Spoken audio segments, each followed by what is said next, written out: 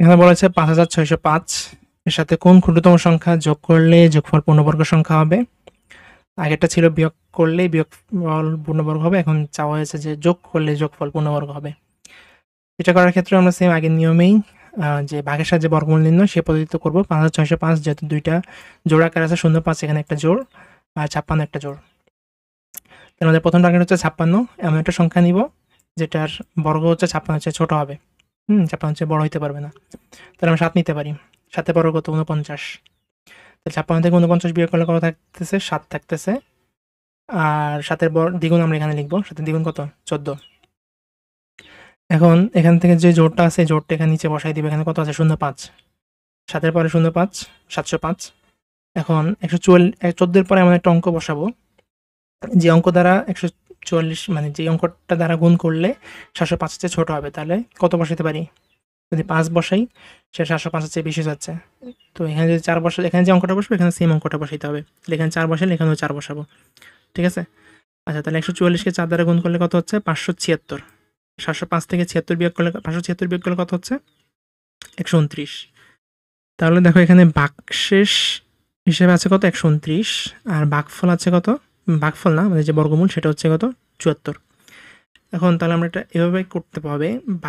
যোগের বেলায় একটু ভিন্ন নিয়ম, বিয়োগের বেলায় জাস্ট আমরা ভাগশেষটাই বিয়োগ করে দিলে আমাদের পূর্ণবর্গ হয়ে যাবে। কিন্তু যোগের বেলায় যেটা কাজ সেটা হচ্ছে যে 129 যেহেতু ভাগশেষ হিসাবে বিদ্যমান, তাহলে 5605 এটা একটা পূর্ণ সংখ্যা হয়েছে কখন? যখন 74-এর বর্গ পেয়েছে। এখন 74-এর পরবর্তী সংখ্যা বলা হয়েছে কোন ক্ষুদ্রতম সংখ্যা যোগ করলে পূর্ণবর্গ সংখ্যা হবে। যোগ মানে তার পরবর্তী সংখ্যা। তাহলে 74-এর পরবর্তী সংখ্যা কত? 75। তাহলে আমাদের এখন কাজ হচ্ছে 75-এর বর্গ বের করা।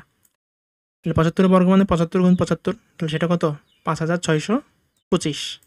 এখন 5625 থেকে আমাদের এই যে সংখ্যাটা আছে 5605, 5625 থেকে 5605 বিয়োগ করব।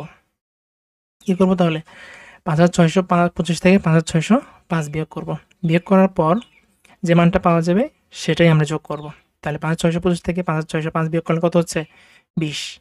তাহলে 5605-এর সাথে 20 যোগ করলে আমরা যে সংখ্যাটা পাবো সেটা হচ্ছে একটা পূর্ণবর্গ সংখ্যা। ওকে, এই হচ্ছে আমাদের অ্যান্সার। তো শিক্ষার্থী বন্ধুরা, পরবর্তী ভিডিওতে আমরা অনুশীলনী 1.2 এর যে ম্যাথগুলো আছে সেগুলো দেখব। ধন্যবাদ সবাইকে। দুইটা টেলিগ্রাম চ্যানেলের সাথে আমরা পরিচয় করে দিব। একটা হচ্ছে Daraz offer and review channel. এই টেলিগ্রাম চ্যানেলে আপনারা দারাজের সকল অফার এখানে পেয়ে যাবেন। কোন পণ্যটি সবচেয়ে কম দামে এখানে কিনতে পারবেন, দেখেন এখানে জ্যাকেটটি সবচেয়ে কম দামে পাবেন, কখন পাবেন, কীভাবে পাবেন, কোন কোন বাউচার এখানে ব্যবহার করতে পারবেন, কী কী ডিজাইনের রয়েছে, ফ্লাক্স দেখতে পাচ্ছেন। এখানে সকল পণ্য, দারাজের যত পণ্য আছে, কোন পণ্যটা কখন ছাড়া আছে সেটা দেখার জন্য এখান থেকে আপনারা এই লিঙ্ক থেকে ডাউনলোড কিনতে পারবেন আপনার দারাজের পণ্যগুলো।